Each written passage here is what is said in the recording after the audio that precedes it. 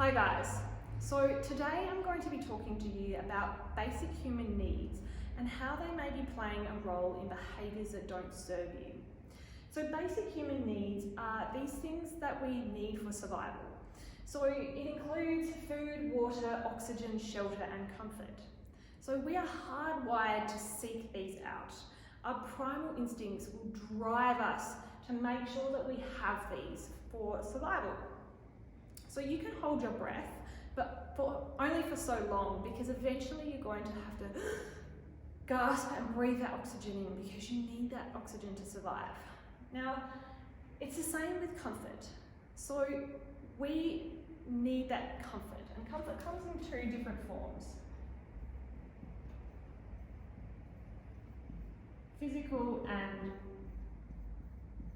psychological.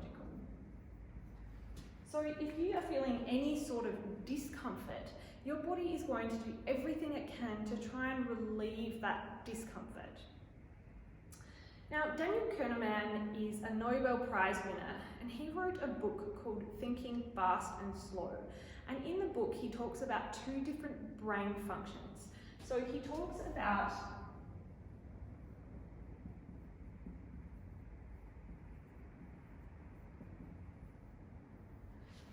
a higher order brain function.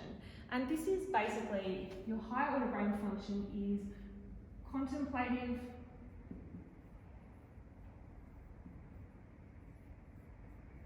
it's rational,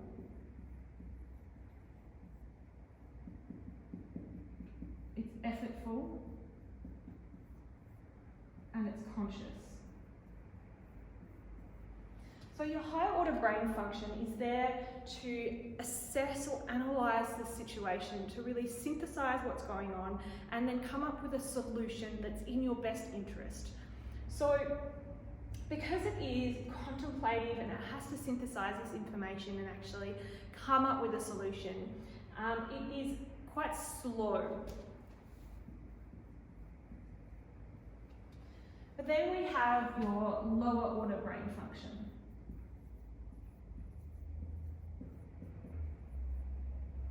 So your lower order brain function is reactive,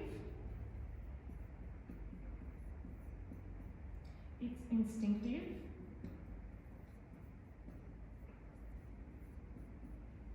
it's effortless,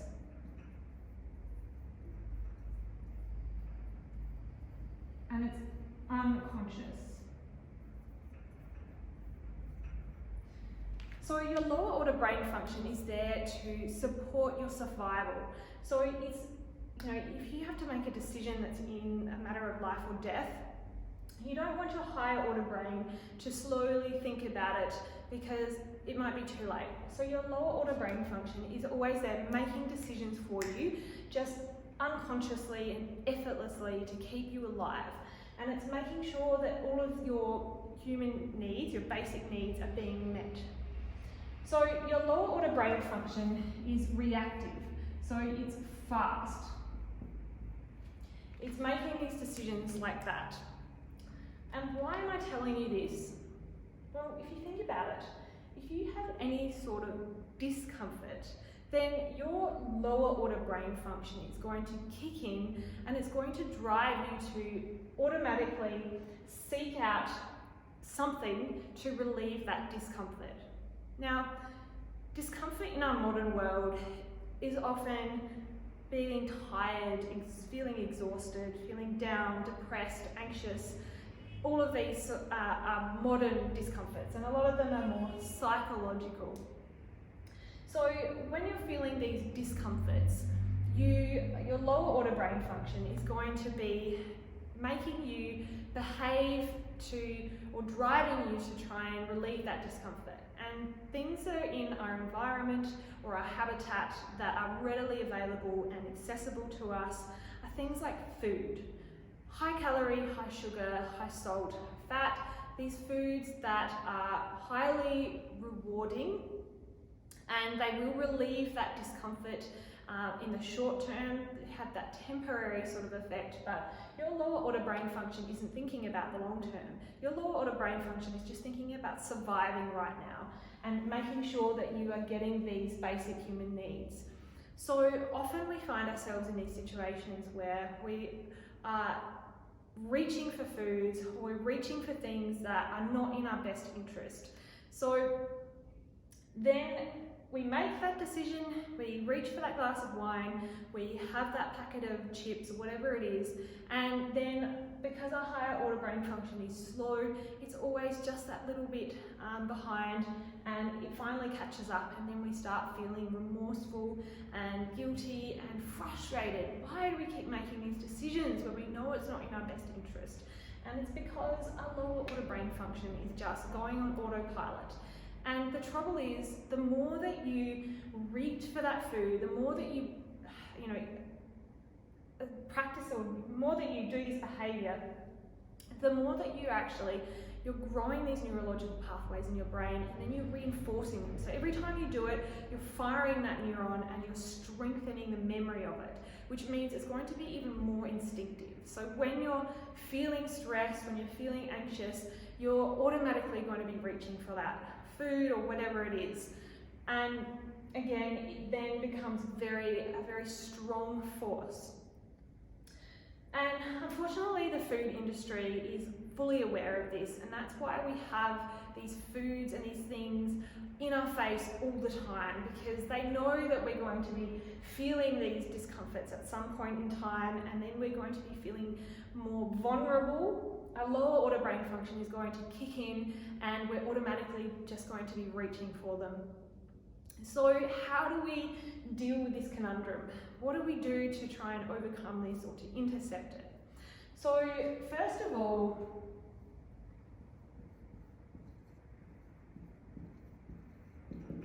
slow down.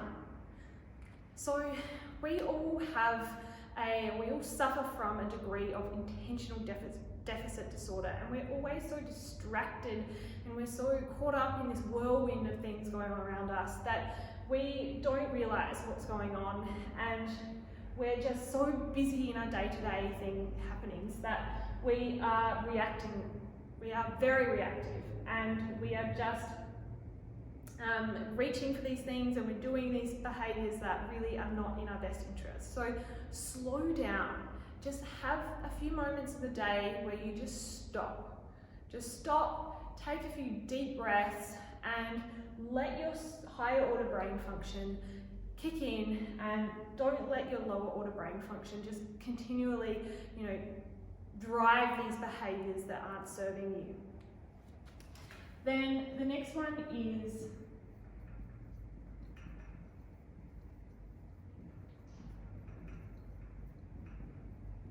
self-awareness. So this is a life skill that is so important for everyone to be practicing.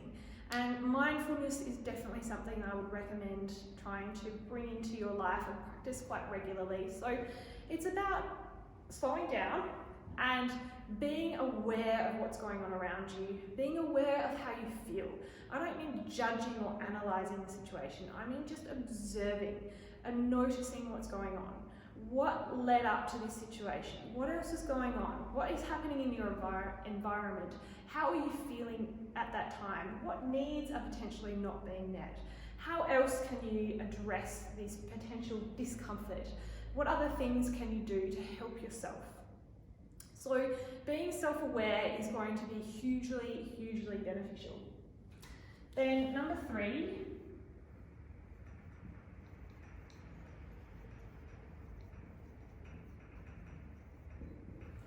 is your environment.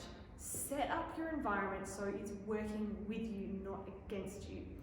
So it's just a matter of time until you feel this discomfort, whether it's tired, stressed, anxious, and eventually you're going to succumb to this lower order brain. And if you have things in your environment that are going to tempt you, you're not even going to think about it. You're going to unconsciously and effortlessly be reaching for them.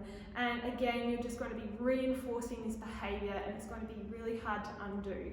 So set your environment up so that you don't have these foods or these substances or whatever it is.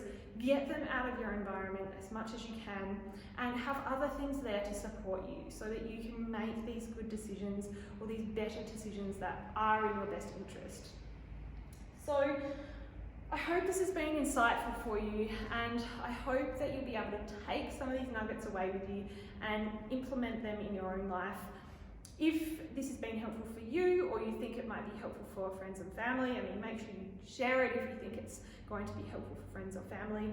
But if you did find it helpful, make sure you subscribe to my YouTube channel so that you don't miss out on other educational videos.